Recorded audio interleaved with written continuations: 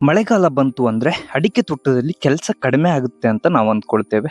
ಆದ್ರೆ ನಿಜ ಹೇಳ್ಬೇಕಂದ್ರೆ ಮಳೆಗಾಲದಲ್ಲೇ ಅಡಿಕೆ ತೋಟದ ಮ್ಯಾನೇಜ್ಮೆಂಟ್ ನಲ್ಲಿ ನಾವು ಮಾಡುವ ಕೆಲವು ಸಣ್ಣ ತಪ್ಪುಗಳು ಮುಂದೆ ದೊಡ್ಡ ಸಮಸ್ಯೆ ಆಗಬಹುದು. ಅದರಲ್ಲೂ ಕೆಲವು ತಪ್ಪುಗಳನ್ನ ನಾವು ತಪ್ಪು ಅಂತಾನೆ ಅಂದ್ಕೊಂಡಿರಲ್ಲ, ಆದ್ರೂ ಕೂಡ ಆ ತಪ್ಪುಗಳೇ ನಮ್ಗೆ ದೊಡ್ಡ ಭಾರವಾಗ್ತದೆ.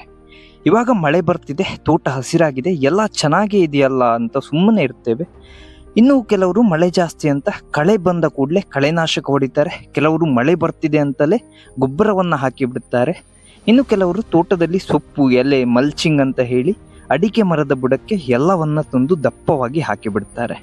ಇವುಗಳಲ್ಲಿ ಕೆಲವು ಕೆಲಸಗಳು ಸರಿಯಾದ ಸಮಯದಲ್ಲಿ ಮಾಡಿದ್ರೆ ಒಳ್ಳೆಯದೇ ನಿಜ, ಆದರೆ ಯಾವ ಸಮಯದಲ್ಲಿ ಹೇಗೆ ಮಾಡ್ತೀವಿ ಅನ್ನೋದೇ ಇಲ್ಲಿ ಮುಖ್ಯವಾಗಿರುವಂಥದ್ದು.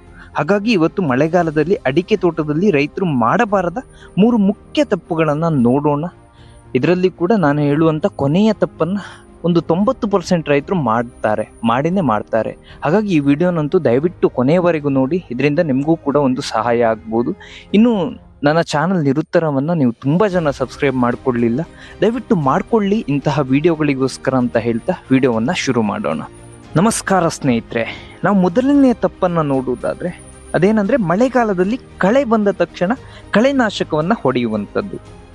ಮಳೆಗಾಲ ಬಂತು ಅಂದ್ರೆ ಅಡಿಕೆ ತೋಟದಲ್ಲಿ ಕಳೆ ಜಾಸ್ತಿ ಬರುವಂಥದ್ದು ಸಹಜವಾಗಿಯೇ ಒಂದು ಆಗುವಂತ ಕ್ರಿಯೆ. 2-3 ಮಳೆ ಬಿದ್ದರೆ ಸಾಕು, ನೆಲ ಪೂರ್ತಿ ಹಸಿರಾಗಿರುತ್ತೆ.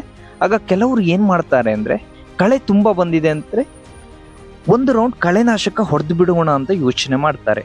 ಆ ತಕ್ಷಣ ಹರ್ಬಿಸೈಡ್ ಅಥವಾ ಒಂದು ಕಳೆನಾಶಕವನ್ನ ತೆಗೆದುಕೊಂಡು ಬಂದು ಆ ನಮ್ಮ ತೋಟಗಳಿಗೆ ಸ್ಪ್ರೇ ಮಾಡ್ಲಿಕ್ಕೆ ಶುರು ಮಾಡ್ತಾರೆ. ಆದ್ರೆ ಇಲ್ಲಿ ಒಂದು ವಿಷಯವನ್ನ ನಾವು ಯೋಚನೆ ಮಾಡಬೇಕು. ಕಳೆನಾಶಕ ಎನ್ನುವಂಥದ್ದು ಕಳೆಗಷ್ಟೇ ಕೆಲಸ ಮಾಡುತ್ತೆ ಅಂತ ನಾವು ಅಂದ್ಕೊಳ್ತೇವೆ, ಆದ್ರೆ ಅದು ಮಣ್ಣಿನಲ್ಲಿರುವ ಜೀವಿಗಳ ಮೇಲೆ ಯಾವುದೇ ಪರಿಣಾಮ ಬೀರುವುದಿಲ್ಲ ಅಂತ ಹೇಳಲಿಕ್ಕೆ ಆಗೋದಿಲ್ಲ. ಮಣ್ಣಿನೊಳಗೆ ನಮಗೆ ಕಾಣಿಸದ ಎಷ್ಟೋ ಮೈಕ್ರೋ ಆರ್ಗ್ಯಾನಿಸಮ್ಸ್ ಅಂದ್ರೆ ಈ ಸೂಕ್ಷ್ಮ ಜೀವಿಗಳು ಇರ್ತವೆ. ಅವು ನಾವು ಗೊಬ್ಬರವನ್ನ ಹಾಕ್ಬಹುದು, ಅಥವಾ ಯಾವುದೇ ಒಂದು ಮೈಕ್ರೋ ನ್ಯೂಟ್ರಿಯೆಂಟ್ಸ್ ಅನ್ನ ನಾವು ಕೊಟ್ಟರು ಕೂಡ, ಅಥವಾ ಯಾವುದೇ ಒಂದು ನ್ಯಾಚುರಲ್ ಗೊಬ್ಬರವನ್ನ ಕೊಟ್ಟಾಗ ಅದನ್ನ ಕರಗಿಸುವ ಕೆಲಸ ಈ ಮೈಕ್ರೋ ಆರ್ಗ್ಯಾನಿಸಮ್, ಈ ಸೂಕ್ಷ್ಮ ಜೀವಿಗಳು ಮಾಡ್ತವೆ. ಈ ಕಳೆನಾಶಕವನ್ನ ಹೊಡೆಯೋದ್ರಿಂದ ನಾವು ಅಂತಹ ಒಳ್ಳೆಯ ಸೂಕ್ಷ್ಮ ಜೀವಿಗಳನ್ನ ಕೊಲ್ಲುವಂತ ಒಂದು ಸಾಧ್ಯತೆ ಅಥವಾ ಪ್ರಮೇಯ ಜಾಸ್ತಿ ಆಗ್ತದೆ. ಹಾಗಾಗಿ ಮಣ್ಣಿನಲ್ಲಿ ಒಂದು ಮೈಕ್ರೋಬಿಯಲ್ ಆಕ್ಟಿವಿಟಿ ಜಾಸ್ತಿ ಆಗ್ಲಿಕ್ಕೆ ಅಥವಾ ಮಣ್ಣು ಫಲವತ್ತತೆ ಆಗಿರ್ಲಿಕ್ಕೆ ನಾವು ಯಾವುದೇ ಕಾರಣಕ್ಕೂ ಕಳೆನಾಶಕವನ್ನ ಅತಿಯಾಗಿ ಬಳಸಲಿಕ್ಕೆ ಹೋಗಬಾರ್ದು. ಈ FAO ಅಂತ ಒಂದು ಸಂಸ್ಥೆ ಇದೆ, ಅದು ಕೂಡ ಇದನ್ನೇ ಜಾಸ್ತಿಯಾಗಿ ಹೇಳುವಂಥದ್ದು. ಸೊ ಕಳೆ ಬಂತು ಅಂದ್ರೆ ಕಳೆನಾಶಕವನ್ನ ಬಳಸಬೇಡಿ, ಬದಲಾಗಿ ನೀವು ಗ್ರಾಸ್ ಕಟರ್ ಮೆಷಿನ್ ಬರ್ತದೆ, ಗ್ರಾಸ್ ಅನ್ನ ಅಥವಾ ಒಂದು ಹುಲ್ಲನ್ನ ಕಟ್ ಮಾಡುವಂತ ಕೆಲಸವನ್ನ ಜಾಸ್ತಿಯಾಗಿ ಮಾಡಿ ಈ ಕಳೆನಾಶಕವನ್ನ ಬಳಸುವಂಥದ್ದು ಕಡಿಮೆ ಮಾಡಿ ಅಂತ ಹೇಳ್ತೇನೆ. ಇದೊಂದು ಮೊದಲ ತಪ್ಪು ರೈತರು ಮಾಡುವಂಥದ್ದು. ಈಗ 2ನೇ ತಪ್ಪಿನ ಬಗ್ಗೆ ನಾವು ನೋಡುವುದಾದ್ರೆ ಇದು ಕೂಡ ಬಹಳ ಮುಖ್ಯವಾಗಿರುವಂಥದ್ದು. ಇದನ್ನೊಂದು ಗಮನವಿಟ್ಟು ಕೇಳಿ. ಅದೇನಂದ್ರೆ ಭಾರಿ ಮಳೆಯ ನಡುವೆ NPK ಅಥವಾ ಕೆಮಿಕಲ್ ಫರ್ಟಿಲೈಸರ್ ಅನ್ನ ಹಾಕುವಂಥದ್ದು. ಇದು ತುಂಬಾ ಜನ ರೈತರು ಕೇಳೋ ಪ್ರಶ್ನೆ. ಯಾಕಂತ ಹೇಳಿದ್ರೆ ಮಳೆಗಾಲದಲ್ಲಿ ಅಡಿಕೆಗೆ NPK ಹಾಕಬಹುದಂತ ಹೆಚ್ಚಿನವರು ಕೇಳ್ತಾರೆ. ಇಲ್ಲಿ ಒಂದು ವಿಷಯವನ್ನ ನಾನು ತುಂಬಾ ಕ್ಲಿಯರ್ ಆಗಿ ಅರ್ಥ ಮಾಡಿಸ್ತೇನೆ. ಅದೇನಂದ್ರೆ ಮಳೆಗಾಲ ಅಂದ್ರೆ ನಾವು ಯಾವುದೇ ಒಂದು ಫರ್ಟಿಲೈಸರ್, ಈ ಕೆಮಿಕಲ್ ಫರ್ಟಿಲೈಸರ್ ಅನ್ನ ಸಂಪೂರ್ಣವಾಗಿ ಬೇಡ ಅಂತ ಹೇಳಲ್ಲ. ಆದ್ರೆ ಈ ಮಳೆಗಾಲದಲ್ಲಿ ಹೆಚ್ಚಾಗಿ ಆಗಸ್ಟ್ ಇರ್ಬೋದು, ನಿಮ್ಮ ಜೂನ್ ಕಳೆದಿದೆ, ಜೂನ್ ಜುಲೈ ಆಗಸ್ಟ್ ನಲ್ಲಿ ಈ ಸಂದರ್ಭದಲ್ಲಿ ಯಾವ ಕಾರಣಕ್ಕೂ ನಾವು NPK ಅನ್ನ ಕೊಡ್ಲಿಕ್ಕೆ ಹೋಗಬಾರ್ದು.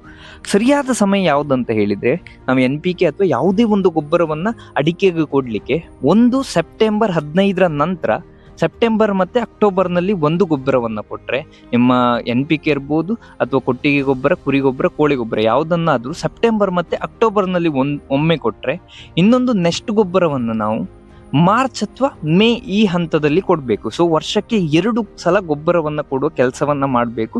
ಈ ಜಾಸ್ತಿ ಮಳೆ ಇರುವ ಸಂದರ್ಭದಲ್ಲಿ ನಾವು ಈ ಕೆಮಿಕಲ್ ಫರ್ಟಿಲೈಸರ್ ಇರ್ಬೋದು ಅಥವಾ ಯಾವುದೇ ಒಂದು ಗೊಬ್ಬರವನ್ನ ಕೊಟ್ಟಾಗ ಏನಾಗ್ತದೆ ಅಂದ್ರೆ ತೊಳೆದು ಹೋಗುವ ಸಾಧ್ಯತೆ ಒಂದಾದ್ರೆ, ಇನ್ನೊಂದು ಮಳೆ ಜೋರಾಗಿ ಬರುತ್ತಿರೋ ಸಮಯದಲ್ಲಿ ನಾವು ಈ ಗೊಬ್ಬರವನ್ನ ಕೊಟ್ಟಾಗ ಅದು ನಮ್ಮ ಮಣ್ಣಿಗೆ ಸರಿಯಾಗಿ ಹೋಗ್ತದೆ ಅಂತ ಹೇಳಲಿಕ್ಕೆ ಸಾಧ್ಯ ಇಲ್ಲ.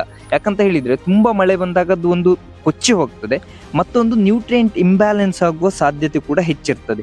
ಹಾಗಾಗಿ ನಾವು NPK ಅನ್ನ ಅಥವಾ ಯಾವುದೇ ಒಂದು ಕೊಟ್ಟಿಗೆ ಗೊಬ್ಬರ ಇರ್ಬೋದು, ಈ ಕುರಿ ಗೊಬ್ಬರ, ಕೋಳಿ ಗೊಬ್ಬರ ಯಾವುದೇ ಕೊಟ್ಟರು ಕೂಡ ಅದನ್ನ ನಾವು ಸೆಪ್ಟೆಂಬರ್ 15ರ ನಂತರ ಕೊಡಬೇಕು.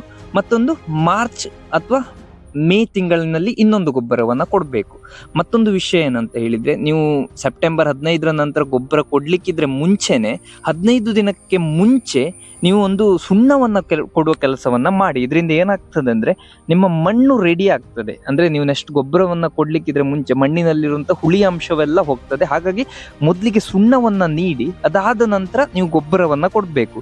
ಈ ತಪ್ಪನ್ನ ನೀವು ಮಾಡ್ಲಿಕ್ಕೆ ಹೋಗ್ಬೇಡಿ. ಯಾವ್ದಂದ್ರೆ ಈ ಮಳೆಗಾಲದ ಸಂದರ್ಭದಲ್ಲಿ ಗೊಬ್ಬರವನ್ನ ಕೊಡುವಂಥದ್ದು, ಎಸ್ಪೆಷಲಿ NPK ಅನ್ನ ಕೊಡುವಂಥದ್ದು. ಈಗ ಮೂರನೇ ತಪ್ಪನ್ನ ಗಮನವಿಟ್ಟು ಕೇಳಿ. ಇದೇನಂತ ಹೇಳಿದ್ರೆ ಮಲ್ಚಿಂಗ್ ಅನ್ನ ದಪ್ಪವಾಗಿ ಹಾಕುವಂಥದ್ದು ಅಥವಾ ಮಾಡುವಂಥದ್ದು. ಇದು ಸ್ವಲ್ಪ ಇಂಟ್ರೆಸ್ಟಿಂಗ್ ವಿಷಯ. ಯಾಕಂತ ಹೇಳಿದ್ರೆ ಇದನ್ನ ಕೇವಲ ಹೊಸ ರೈತರು ಮಾಡೋದಿಲ್ಲ, ಹಳೆಯ ರೈತರು, ಎಕ್ಸ್ಪೀರಿಯನ್ಸ್ ಇದ್ದ ರೈತರು, ಅಡಿಕೆ ರೈತರು ಕೂಡ ಈ ತಪ್ಪನ್ನ ಕೆಲವೊಮ್ಮೆ ಮಾಡ್ತಾರೆ. ಅದೇನಂದ್ರೆ ಮಲ್ಚಿಂಗ್ ಮಾಡೋದು ತಪ್ಪಲ್ಲ. ಅಡಿಕೆ ತೋಟದಲ್ಲಿ ನೀವು ಅರೆಕನಟ್ ಲೀವ್ಸ್ ಅಂದ್ರೆ ಈ ಸೋಗೆ ಅಥವಾ ಈ ಸೊಪ್ಪನ್ನ ಬಳಸಿಕೊಂಡು ಅಥವಾ ಆರ್ಗ್ಯಾನಿಕ್ ಮ್ಯಾಟರ್ ಅನ್ನ ಅಂದ್ರೆ ಮೆಟೀರಿಯಲ್ ಅನ್ನ ಬಳಸಿಕೊಂಡು ಮಲ್ಚಿಂಗ್ ಮಾಡೋದು, ಅಥವಾ ಈ ಪ್ಲಾಸ್ಟಿಕ್ ನಿಂದ ಕೂಡ ಕೆಲವರು ಮಲ್ಚಿಂಗ್ ಅನ್ನ ಮಾಡ್ತಾರೆ. ಈ ಮಲ್ಚಿಂಗ್ ಎನ್ನುವಂಥದ್ದು ಒಳ್ಳೆಯದೇ. ಈ ತೇವಾಂಶವನ್ನ ಉಳಿಸಿಕೊಳ್ಳಲಿಕ್ಕೆ ಇದೊಂದು ಅದ್ಭುತವಾಗಿ ಸಹಾಯ ಮಾಡ್ತದೆ. ಹಾಗಾದ್ರೆ ತಪ್ಪು ಏನು ಆಗ್ತದೆ ಅಂತ ಹೇಳಿದ್ರೆ, ಮಲ್ಚಿಂಗ್ ಮಾಡೋ ರೀತಿಯಲ್ಲೇ ಕೆಲವರು ತಪ್ಪನ್ನ ಮಾಡ್ತಾರೆ. ಕೆಲವು ತೋಟಗಳಲ್ಲಿ ನೋಡಿದ್ರೆ ಏನಾಗ್ತದೆ ಅಂದ್ರೆ ಅಡಿಕೆ ಮರದ ಬುಡದ ಸುತ್ತ ದೊಡ್ಡದಾಗಿ ಸೊಪ್ಪನ್ನ ಹಾಕಿರ್ತಾರೆ. ಅಂದ್ರೆ ಅರ್ಧ ಅಡಿಕೆ ಮರ ಮುಚ್ಚುವಷ್ಟು ಸೊಪ್ಪನ್ನ ಹಾಕಿರ್ತಾರೆ, ಅಥವಾ ಬೇರೆ ಈ ಸೋಗಿಗಳನ್ನ ಮುಚ್ಚಿರ್ತಾರೆ. ಇದರಿಂದ ಏನಾಗುತ್ತೆ ಅಂದ್ರೆ ಈ ಮರದ ಬುಡಕ್ಕೆ ದಪ್ಪವಾಗಿ ಅಂಟಿಸಿ ಈ ಸೊಪ್ಪುಗಳನ್ನ ಹಾಕೋದ್ರಿಂದ ತೇವಾಂಶ ಉಳಿಯುತ್ತೆ. ನಿಜ, ತೇವಾಂಶ ಉಳಿಯುವಂಥದ್ದು ಅಡಿಕೆಗೆ ಒಳ್ಳೇದೆ. ಆದ್ರೆ ಈ ಮಳೆಗಾಲದ ಸಂದರ್ಭದಲ್ಲಿ ಈ ಒದ್ದೆಯಾದ ಸೊಪ್ಪು ಅಥವಾ ಈ ಬೇಸನ್ನ ಅಂಟಿಸೋದ್ರಿಂದ ಮರದ ಬುಡಕ್ಕೆ ಫಂಗಸ್ಗಳ ಕಾಟ ಬರುವಂಥದ್ದು ಜಾಸ್ತಿ ಆಗ್ಬೋದು. ಅಂದ್ರೆ ಬೇರುಕೊಳೆ ರೋಗದಂತ ತೊಂದರೆಗಳು ಕೂಡ ಈ ಹಂತದಲ್ಲಿ ಜಾಸ್ತಿ ಆಗ್ಬೋದು. ಬೇರು ಹುಳ ಕೂಡ ಇದರಿಂದ ಬರುವ ಸಾಧ್ಯತೆ ಇರ್ತದೆ. ಇನ್ನೊಂದು ಅತಿ ಮುಖ್ಯವಾದ ವಿಷಯ ಏನಂತ ಹೇಳಿದ್ರೆ, ನಾವು ಬುಡದ ಹತ್ತಿರ, ಯಾವುದು ಅಡಿಕೆ ಮರದ ಬುಡದ ಹತ್ತಿರ ಈ ರೀತಿಯಾಗಿ ರಾಶಿಯಾಗಿ ಮಲ್ಚಿಂಗ್ ಅನ್ನ ಮಾಡಿದಾಗ ಆ ಬುಡದಲ್ಲಿರುವಂತ ಬೇರುಗಳಿಗೆ ಗಾಳಿ ಆಡ್ಲಿಕ್ಕೆ ಸರಿಯಾದ ವಾತಾವರಣ ಸೃಷ್ಟಿ ಆಗೋದಿಲ್ಲ. ಬೇರುಗಳು ಗಾಳಿ ಆಡದಿದ್ರೆ ನಮ್ಮ ಬೇರುಗಳ ಬೆಳವಣಿಗೆ ಕುಂಠಿತವಾಗ್ತದೆ, ಮರದ ಬೆಳವಣಿಗೆ ಕೂಡ ಕುಂಠಿತವಾಗ್ತದೆ. ಹಾಗಾಗಿ ಮಲ್ಚಿಂಗ್ ಅನ್ನ ಮಾಡಬೇಡಿ ಅಂತ ನಾನು ಹೇಳ್ತಾ ಇಲ್ಲ. ಮಲ್ಚಿಂಗ್ ಅನ್ನ ನಾವು ತೆಳುವಾಗಿ ಮಾಡಬೇಕು. ನಾವು ಸೊಪ್ಪನ್ನು ಹಾಕಿದ್ರು ಕೂಡ ಬುಡಕ್ಕೆ ಅಂಟಿಸಿ ದಪ್ಪವಾಗಿ ಹಾಕಬಾರ್ದು, ಬದಲಾಗಿ ತೆಳುವಾಗಿ ಮಲ್ಚಿಂಗ್ ಮಾಡಬೇಕು. ಇದರಿಂದ ನಮ್ಮ ಗಿಡಗಳಿಗೆ ಕೂಡ ಒಳ್ಳೆಯದು, ಗಿಡದ ಬೇರುಗಳಿಗೆ ಕೂಡ ಒಳ್ಳೆಯದು. ಹಾಗಾಗಿ ಇದನ್ನೊಂದು ಗಮನದಲ್ಲಿ ಇಟ್ಟುಕೊಂಡು ನಾವು ಮಲ್ಚಿಂಗ್ ಅನ್ನ ಮಾಡುವ ಕಡೆ ಗಮನ ವಹಿಸಬೇಕು. ಇದಿಷ್ಟು ಮಳೆಗಾಲದಲ್ಲಿ ನಾವು ಮಾಡಬಾರದಂತ 3 ತಪ್ಪುಗಳ ಬಗ್ಗೆ. ಮೊದಲನೆಯದು, ಮಳೆಗಾಲದಲ್ಲಿ ಕಳೆ ಬಂದ್ರೆ ಕಳೆನಾಶಕವನ್ನು ನಾವು ಜಾಸ್ತಿಯಾಗಿ ಹೊಡಿಬಾರ್ದು. ಇನ್ನೊಂದು, ವೆದರ್ ಕಂಡೀಷನ್ ನೋಡಿ ನಾವು NPK ಅನ್ನ ಕೊಡಬೇಕು. ಮೂರನೇದು ನೋಡಿದ್ರೆ ಈ ಮಲ್ಚಿಂಗ್ ಅನ್ನ ದಪ್ಪವಾಗಿ ಮಾಡಬಾರ್ದು, ಬುಡಕ್ಕೆ ಅಂಟಿಸಿ. ಇದಿಷ್ಟು ಇವತ್ತಿನ ಮಾಹಿತಿ. ಇಂತಹ ಅನೇಕ ತಪ್ಪುಗಳನ್ನ ರೈತರು ಮಳೆಗಾಲದಲ್ಲಿ ಮಾಡುವಂಥದ್ದು ಸಹಜ. ನೀವು ಈ ತಪ್ಪುಗಳನ್ನ ಮಾಡ್ತಾ ಇದ್ರೆ ಖಂಡಿತವಾಗಿ ಇಲ್ಲಿಯೇ ನಿಲ್ಲಿಸಿ.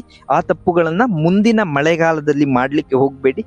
ಹಾಗೇನೆ ಈ ಮಾಹಿತಿ ನಿಮಗೆ ಉಪಯೋಗ ಆಯ್ತು ಅನಿಸಿದ್ರೆ ನನ್ನ ವಿಡಿಯೋಗಳನ್ನು ಲೈಕ್ ಮಾಡಿ, ಅದರ ಜೊತೆನೆ ನನ್ನ ಚಾನಲ್ ನಿರುತ್ತರವನ್ನು ಸಬ್ಸ್ಕ್ರೈಬ್ ಮಾಡಿಕೊಳ್ಳಿಕ್ಕೆ ಯಾವುದೇ ಕಾರಣಕ್ಕೂ ಮರಿಬೇಡಿ ಅಂತ ಹೇಳ್ತಾ ಮುಂದಿನ ವಿಡಿಯೋದಲ್ಲಿ ಸಿಗೋಣ. ಅಲ್ಲಿಯವರೆಗೂ ಧನ್ಯವಾದಗಳು.